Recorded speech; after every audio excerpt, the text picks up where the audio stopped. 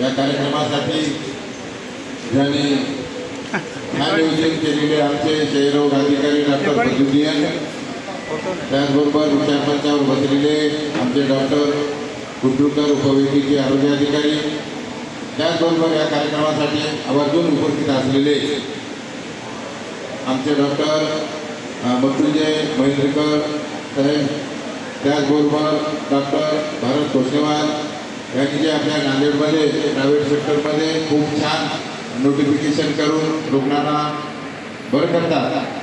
त्यामुळे दरवर्षी त्यांचा जो काही परफॉर्मन्स असतो अत्यंत वाखाणण्यासारखा असतो. त्यामुळे आम्ही या ठिकाणी प्रत्येक वर्षी नांदेड शहरामधील ज्यांनी सर्वोच्च काम केलं आहे यांना आम्ही आमच्या पद्धतीनं त्यांना प्रत्येक वर्षी नॉमिनेट करून आम्हाला जे यथाशक्ती आम्ही त्यांना पुरस्कार देण्याचा प्रयत्न करतो.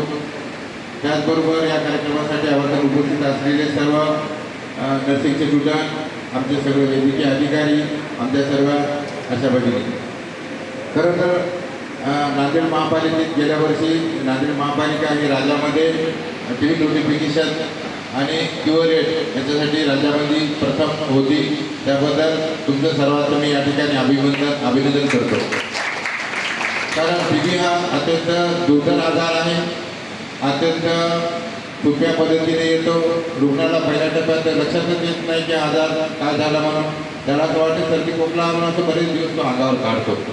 परंतु या आजाराचे जर लक्षण आपल्याला वेळीच ओळखले, जसं ताप येणं, खोकला येणं, वजन कमी होणं, भूक मंदावणं, हे जर लक्षणं आपल्या आजूबाजूची कुठं आढळले, आपल्या नातेवाईकाचे, आपल्या शेजारी, तर आपण त्यांना वेळेत आमच्या आरोग्य यंत्रणेकडे रेफर करायला पाहिजे.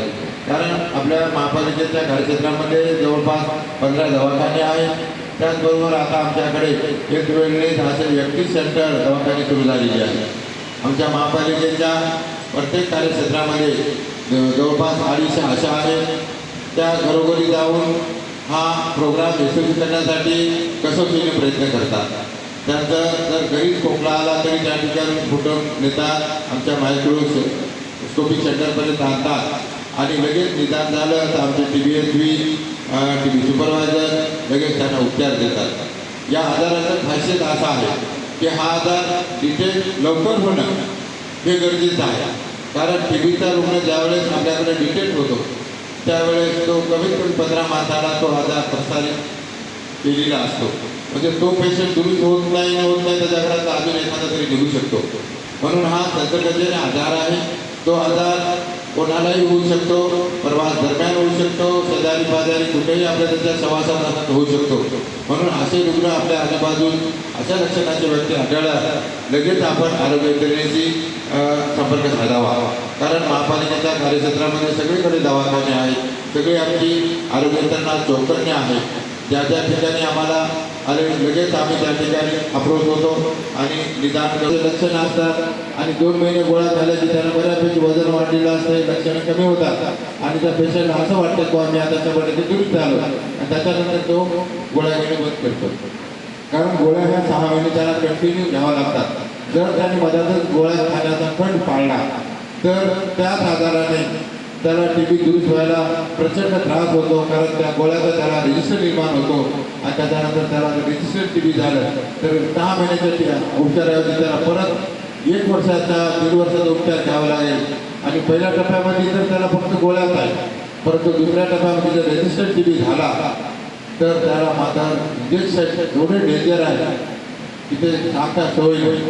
म्हणून आपण आपल्या नातेवाईक असतील, शेजारी पाजारी असतील, आपण वैद्यकीय क्षेत्रात काम करता नर्सिंगचे विद्यार्थी असतील, आपण आपल्या आजूबाजूचे जेही नातेवाईक असतील त्यांना या संदर्भाने आपण जागरूक केलं पाहिजे. वा डिटेक्ट त्याला दुरुस्त होतो घाबरायचं काही कारण नाही. फक्त त्यावेळेस त्यांनी पोटॅश डाईट खाल्लं पाहिजे, प्रोटीनयुक्त डाईट आराम केला पाहिजे आणि आमचा उपचार जर 6 महिने घेतला तर 100% पेशंट दुरुस्त होतो. म्हणूनच आपण सर्वांनी मिळून TB मुक्त भारत हे अभियान राबवूया आणि नांदेड महापालिका क्षेत्रात आपण सर्व नागरिक आहोत, सर्वांनी मिळून आपण या मोहिमेमध्ये सहभाग नोंदवून नांदेड शहर TB मुक्त होण्यासाठी आपण सर्वांनी संकल्प करूया. हेच या दिवशी या TB मुक्त दिनानिमित्त मी तुम्हाला या ठिकाणी आवाहन करू इच्छितो. या ठिकाणी आपण सर्वांनी आला या रॅलीमध्ये सहभाग घेतले आणि आयुक्त असतील ती सर्व मंडळी या ठिकाणी आली. रॅलीची सुरुवात चांगली झाली. रॅलीमध्ये सर्वांनी सहभाग नोंदवला आणि आपला अमूल्य वेळ या शहरकिराणीमध्ये दिला. त्याबद्दल सर्वांचे मी या ठिकाणी वैद्यकीय आरोग्य अधिकारी या नात्याने सर्वांचे मी या ठिकाणी आभार व्यक्त करतो आणि या ठिकाणी हा कार्यक्रम चांगला असं जाहीर करतो. सर्वांनी नाश्ता केल्याशिवाय कोणीही जाऊ नये ही माझी सर्वांना विनंती आहे.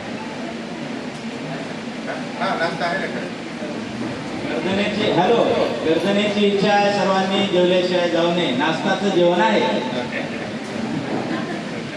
या ठिकाणी शेवटी उपस्थित झालेले सन्मान्य डॉक्टर चंद्रकांत तेंडुलकर यांनी डाएट विषयी बोलण्याची या ठिकाणी विनंती केली होती, परंतु वेळेच्या अभावामुळे या ठिकाणी त्यांना संधी देता